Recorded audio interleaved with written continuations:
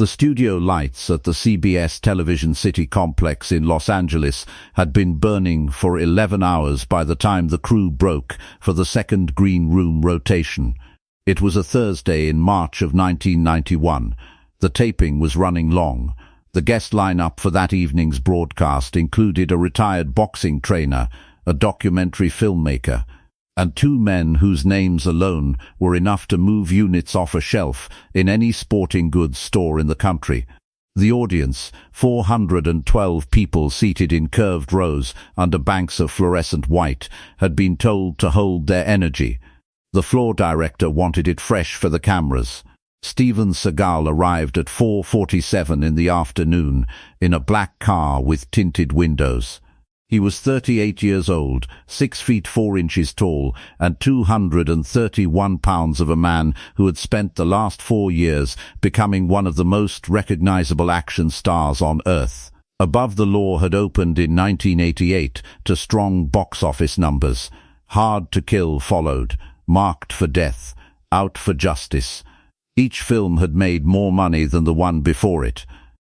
In the martial arts world, his credentials were not studio manufacture. He had trained in Japan for 7 years under Tenshin Miyako. He held a 7th-degree black belt in Aikido, a certification so rare that fewer than 40 men on the planet held the same rank at that time. His wrists were studied in seminars. His footwork was documented in instructional tapes that sold 40,000 copies in their first year. He walked into Television City the way certain men walk into every room they have ever entered, as though the architecture had been arranged in their honor.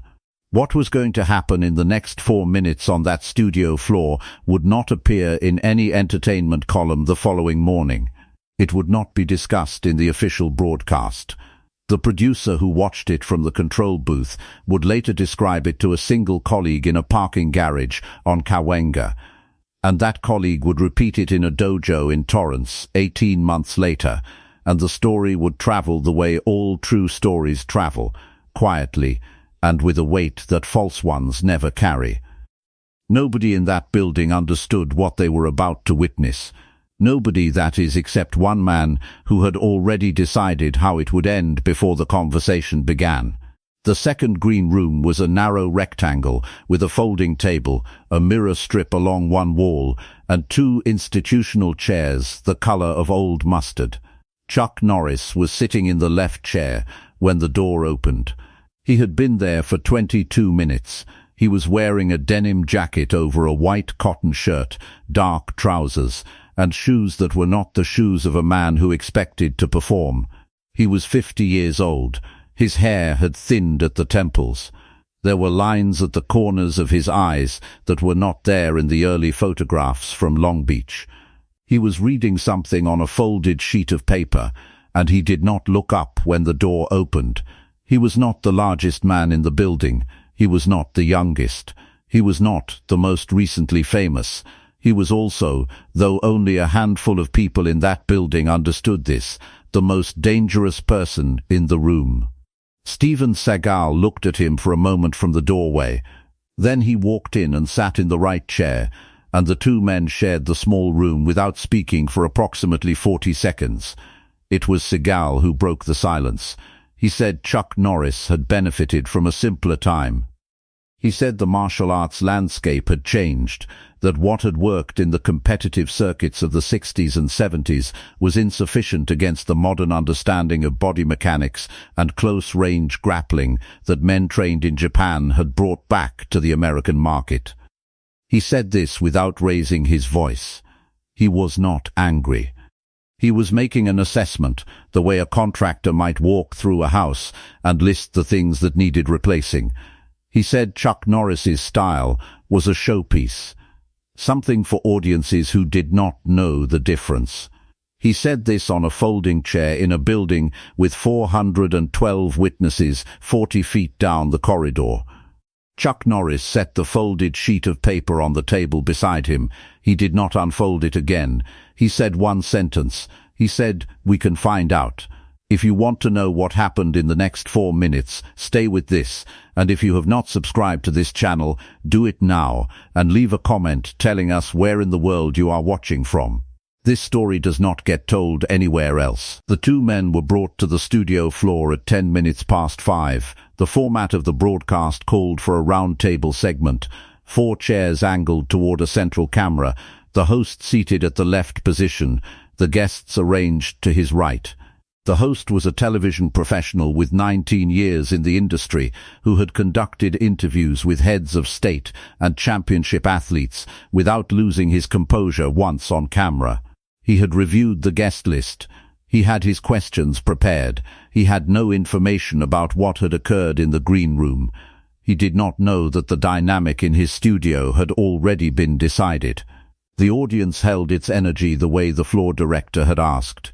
The overhead lights were full and flat. A camera operator named Dennis, who had worked Television City shoots for 11 years, was positioned 12 feet from the guest chairs with a long lens. He would later tell a stunt coordinator he worked with on a Burbank lot that he had felt something shift in the air of that room before anyone had spoken a word on camera. He said it was the way the two men held their chairs differently. One of them sat forward, the other sat still. Seagal spoke about his training. He was articulate and precise. He referenced the geometry of Aikido, the redirected force, the circular entries, the use of an opponent's commitment against itself. He was not performing. He understood what he was talking about, and the 412 people in the curved rows understood that he understood it. There was genuine expertise in the room, and it was his. His only flaw was that he knew it. The host turned to Chuck Norris and asked a question about the evolution of American martial arts competition. It was a generous question, the kind designed to open a conversation rather than close one. Chuck Norris began to answer in a voice that did not carry past the third row. He spoke for perhaps 20 seconds about his early training in Tang Soo Do, about the competitive circuits he had entered in 1964, about the specific character of a tournament floor, the sound of it, the smell of the mat, the quality of the silence before a match begins. Seagal interrupted him. He did not raise his hand. He did not wait for a pause. He spoke across the answer the way a man speaks when he has already stopped listening. He said Chuck Norris had competed in an era when the standards for contact were limited, when the rules of engagement had been designed to protect sport participants rather than reflect genuine combat effectiveness. He said the techniques that had won titles in the American karate circuits of the late 60s had been studied and answered in the intervening decades by men with deeper exposure to Japanese methodology. He said this to the host. He said it with the host between them, as though Chuck Norris were not in the adjacent chair. He said it to 412 people, and 4 camera operators, and a floor director, and a boom operator, and a man named Dennis, who had stopped moving behind his long lens. Chuck Norris did not shift in his chair. He did not look at the host. He looked at a point on the studio floor, approximately 6 feet in front of him. He said, "The things a man says about himself at rest and what he can do at speed are 2 separate conversations." The host laughed.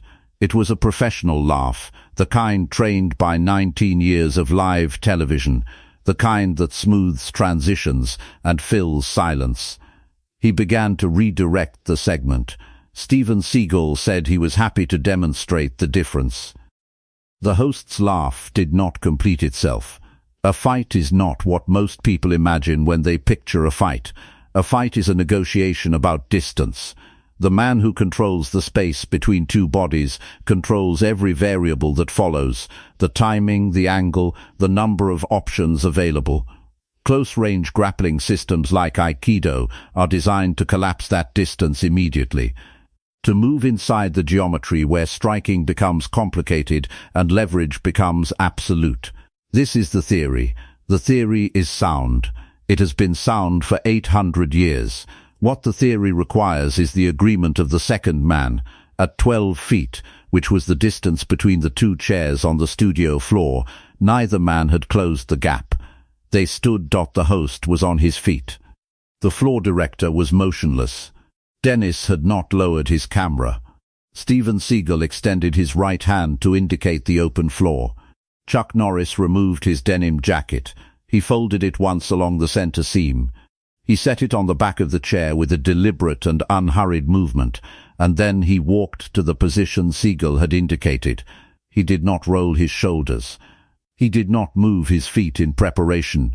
He stood with his hands loose at his sides and his weight distributed in a way that was not dramatic and was not still.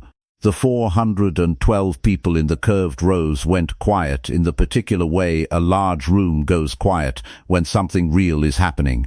He has already lost. One of the show's assistant producers said afterward to the colleague who would repeat it in torrents, "We just didn't know who we were watching when he stood up." Steven Seagal moved first. He was a large and technically trained man, and the movement was not tentative.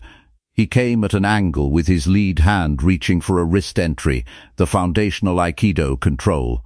The technique he had demonstrated in seminars attended by hundreds of students, the technique that had been photographed and documented and sold on 40,000 instructional tapes. It was the right technique for his system against an opponent who would engage with it.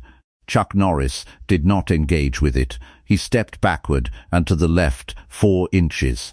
Not far. The kind of movement that requires no visible effort and produces no visible change and reduces the angle of entry from viable to incorrect. Seagal's hand met air. Second 2. Seagal adjusted. He was too experienced to overcommit on a miss. He reset his angle and came again, this time with his weight lower and his reach shortened. The host was standing at the edge of the set. Dennis had not moved the camera an inch.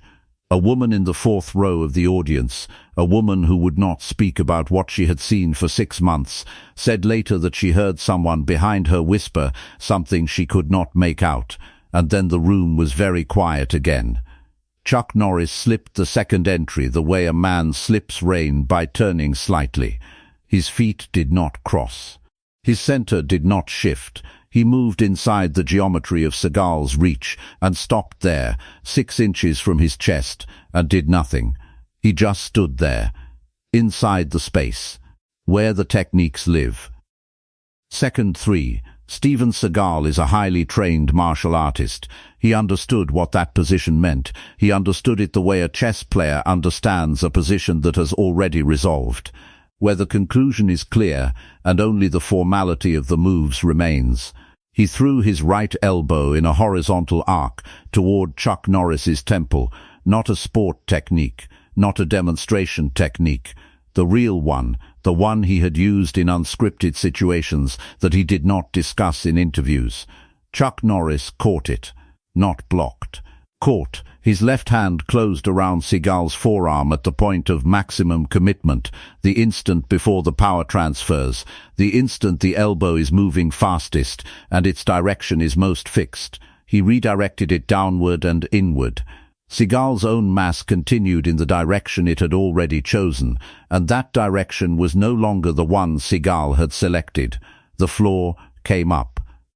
Steven Seagal was on one knee on the studio floor of the CBS Television City Complex in Los Angeles on a Thursday afternoon in March of 1991, in front of 412 people and 4 camera operators and a floor director and a boom operator who had not moved in 38 seconds. Chuck Norris's right hand was positioned at a point 6 inches from the left side of Seagal's face. It was not moving. It had arrived at that position and stopped. The stopping was the point. The stopping said everything the words in the green room had not settled. He held it there for 2 seconds. 3, then he lowered his hand and stepped back. He walked to the chair and picked up his denim jacket. The host said nothing. He would say in a parking garage on Cahuenga 18 months later that he had simply forgotten that he was on a set with a job to do. He said he had been watching 2 men in a way he had never watched 2 men before. Steven Seagal stood. He stood slowly.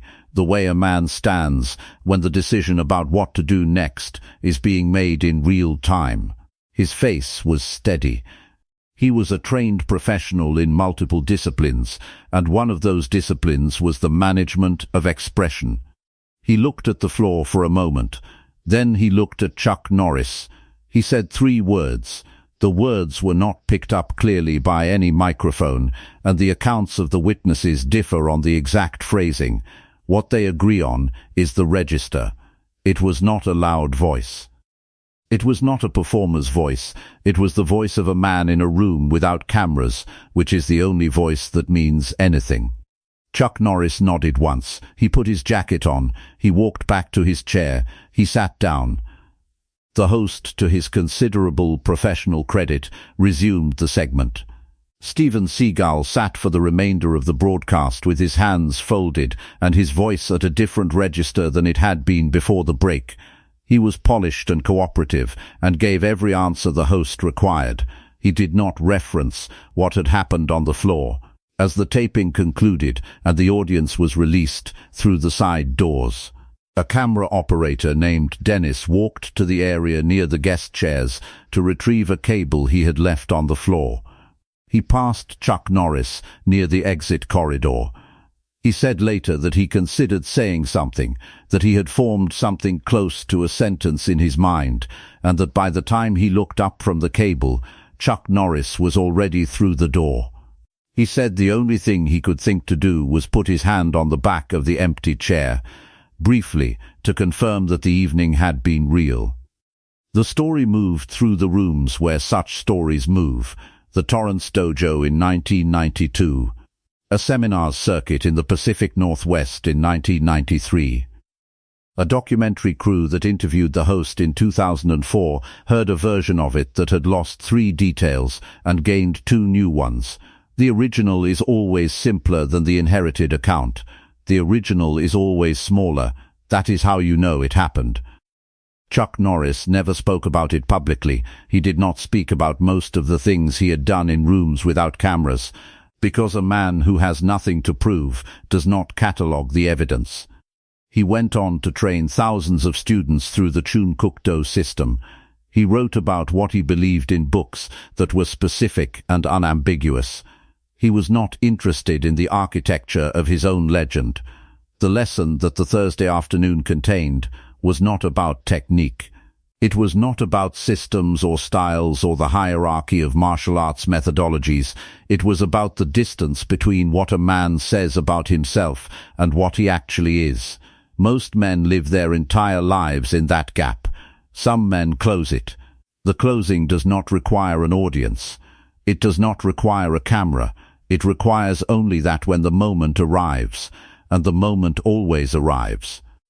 You have done the work in the decades before it. What you are in the room is what you have been in every room before it. Next time, we are going to talk about what happened when Chuck Norris walked onto a film set in 1987 and met a man who had told 3 different producers that Chuck Norris was overrated, and what a single sparring session did to that conversation before lunch.